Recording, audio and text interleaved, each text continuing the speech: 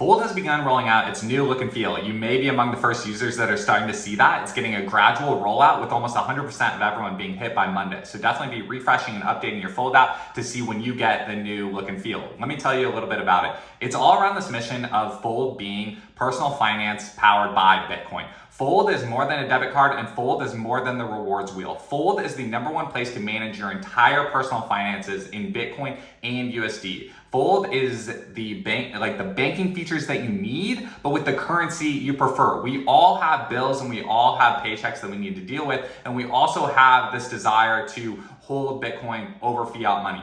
Fold is the #1 place to manage both of those things and both of those ideas at the same time. Next week, you're also going to see a major update to Fold Rewards, and it's a hugely requested feature and a hugely requested update to how earning rewards at Fold works. But for today, the rollout has begun on the new look and feel. So definitely refresh, update your Fold app, and we'll see you in there.